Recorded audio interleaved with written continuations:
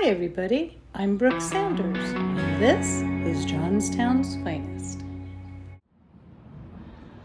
Okay, so we're downtown Johnstown today, and we're in Central Park, and we're talking to Taylor Clark, who's running for City Council. So folks have questions about the fountain, our beloved fountain that has been here for a long, long time, and they're concerned.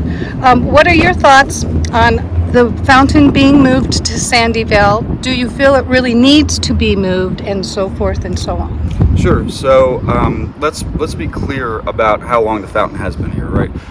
Number one, it was a gift to the city from Frank Pasquarella and his family. We all know that, but it's been in the park since 1996. So just through different things I've seen, people say it's been around since 1800. No, that's not the case. And don't get me wrong, I know and realize and understand that this is a very high emotional topic because this is a beautiful fountain. It's something that's been a part of the park, since I've been around, But the thing about it is we have to, as we understand and remember our history, we also have to think in practical terms, right?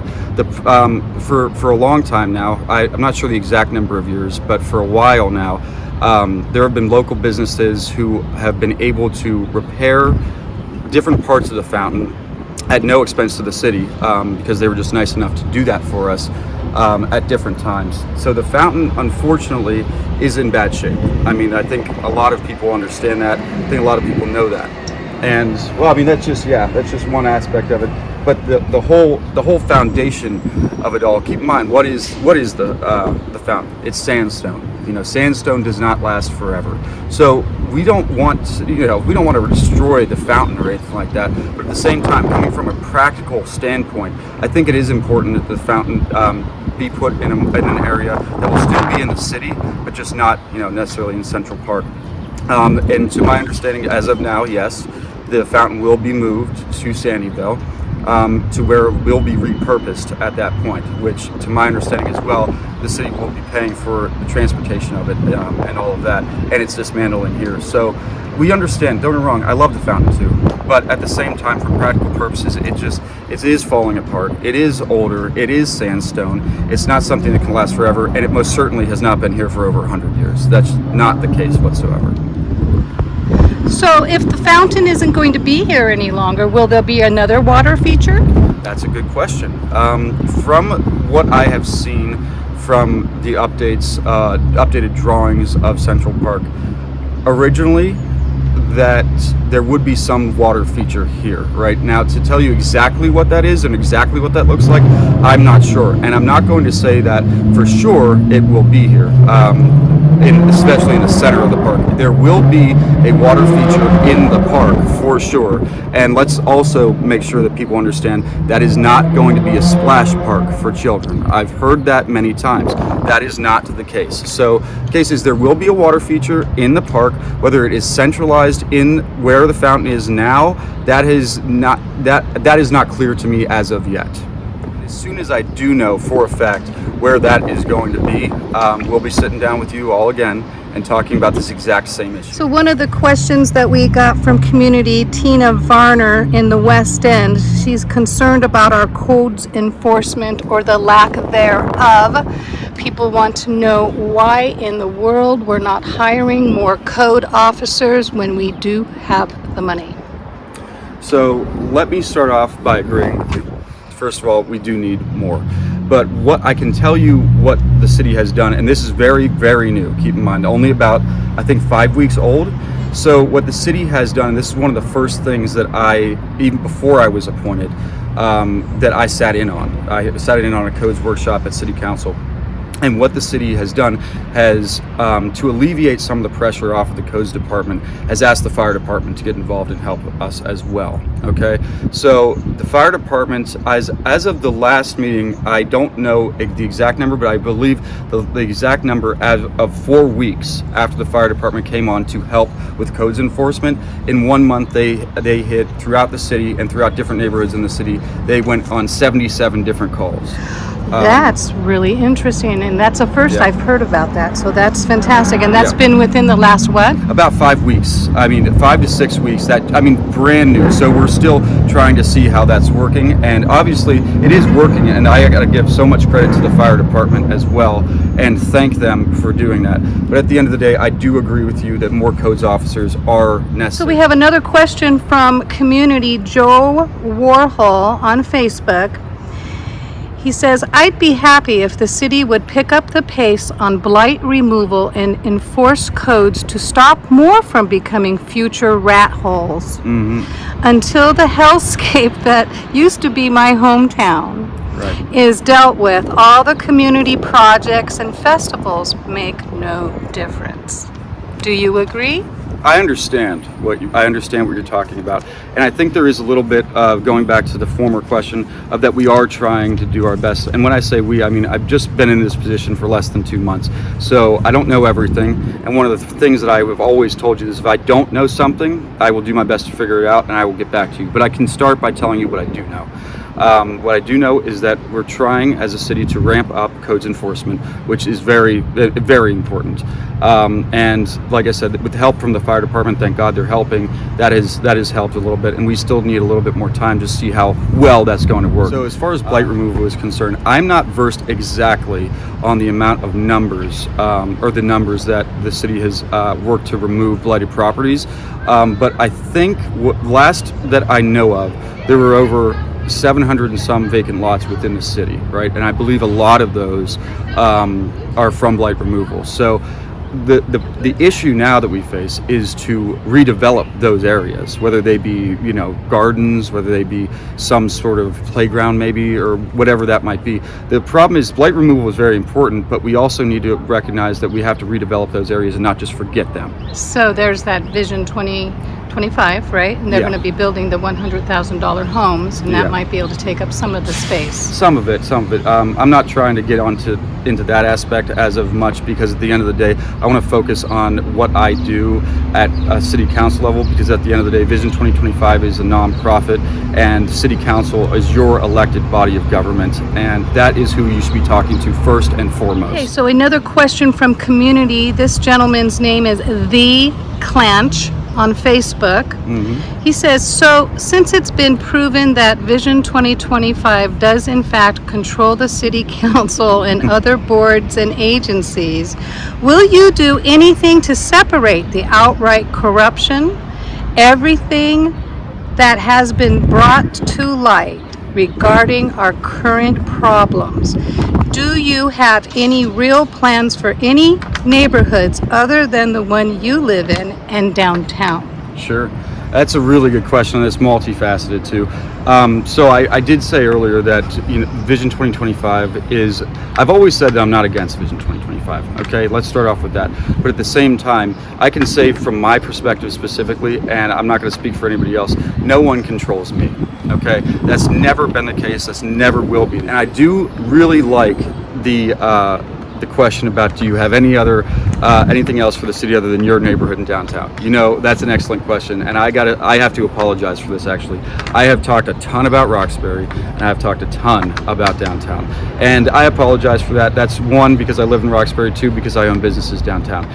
Here's the thing: at the end of the day, what I believe, especially with what I'm trying to do with parking issues downtown and all that, I do believe that if you work in the central business district first, and bring success there, that success will go out to the communities. Now, at the same time, what I will tell you is that I'm going to be doing listening tours in every part of the city, because I want to hear from them what they want me to focus on. Because Roxbury is different from Moxham. Moxham is different from Coopersdale. Coopersdale is different from the West End. It's all there. So I'm not going to lie to you, and that's one of the things I've always said, that I would never lie.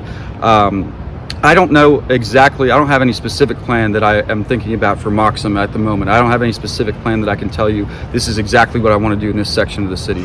But that this is what the listening tour is about. And that's exactly what the listening tour is about. So folks, I want you to stay tuned, because we are going to be putting together the first of the series of listening tours, and don't be put off if the first listening tour is not in your neighborhood. We are coming to your neighborhood. We're going to every one of them. Every neighborhood here. So That's going to be starting as of next weekend, so please follow me so that you will know when this is happening. Let's talk about the community member who reached out to you in the Roxbury area, and they were having some issues and you were able to help them. Yeah, so there was a resident that reached out to me. This was about, I think it was like 4 days after I was appointed. And so I was like, well, here we go.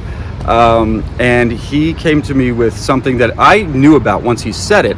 I just hadn't thought about for a while. He lives on Roxbury Avenue, and he was complaining about people speeding up and down that street all the time, all hours of the night and day. And so I said, all right, well, let's see what we can do about it. So I talked with Deputy Chief Mark Britton, and I said, you know, what can we do about this? Can we get some speed detectors on the street? So there was one there in the past, and he said, yeah, absolutely. So within about the span of time, I would say 3 weeks or so, we were able to get on Roxbury Avenue a speed detector. We're going to repaint the yellow lines on that avenue to try to curtail people from not just speeding but also illegally passing on that street, because it is a thoroughfare through that people think they can do whatever they want on it. And we're also we also got the police to, at peak hours, be able to monitor those that road in particular. And I believe the police have already got 4 or 5 people that were speeding up and down that road. So that's a concern. That was a big concern. I'm glad he brought it to me, because who knows, you want to stop something like that before something even worse happens. And all that goes to say to all community members that it's not just about Roxbury. I know that it's not just about downtown. I'm available to anyone who lives within the city for any help, whatever you may need. So Taylor, I've heard some feedback from folks that are rather concerned about our statues in the park, and so what's going to be happening with this? Rest people's minds at ease, would ya? Yeah, absolutely. So that was actually something that I was concerned about, but the more I've looked into it, the more I found out is all monuments are staying here. All of them are staying except for one. And I can't tell you off the top of my head. I have it written down somewhere, but I can't tell you off the top of my head which one that is. But one is not staying, and it's also because the people that own it don't want it to stay here. They want to move it. So all monuments are staying. They may not be in the exact same place, but they're all staying in the park. All right, very good. That should make a whole lot of people very, very happy. Yeah. That's a compromise. That's right. The farmers market. Mm-hmm. Let's talk about that as we walk. So the farmers market, although it's been in Central Park for a while and it's not being moved very far, it's important to understand and make sure people know that I understand that the businesses that surround Central Park that benefited from that for a long time, I hear you. Okay, the problem is that not that necessarily this was moved, but that there wasn't much communication about it being moved, and that the communication was had after the fact. So although there's many, we have to look at it both ways. Although the businesses that were up on Market Street, like Classic Elements or Galina's or those other businesses, they're happy about the farmers market being moved temporarily up there. But at the same time, there was businesses downtown along the park that understood that during the 2026 season of park construction that farmers market might not be there, understood that, but they weren't ready for it not to be here in 2025. So I just want the local business owners around the park and close to Central Park to understand that I hear you and I understand that, and I apologize that that was not disseminated correctly towards you at first. And so what we're going to do, what I'm going to be helping with, along with some other local business owners downtown around the park, is the fact that there is a coalition of those business owners that are going to be doing some things to make sure that during this season in particular, they lose as little business as possible. And I'm going to be working with them every step of the way. And that includes Chameleon Bookstore, that will include the Sweet Spot, that will include anybody that wants me to be included. I will help in whatever possible way I can to make sure, as a fellow business owner, that no other business loses any sort of revenue that they would have had otherwise. But it'll be in this surrounding area on Market Street, over here, and I believe some over here as well. But one of the things... So on these green spots? Some of it, yeah, some of it. and I believe the other parts will be up and some of it will be up and down Market Street. I see. I'm not absolutely positive on that yet because they're still working on that, and I haven't heard anything after the fact that it was just moved down here. So I don't want to say it's definitely going to be here because I'm not, or it's definitely going to be in these exact locations on Market Street because I'm not positive yet. But when we find out, folks, Yeah.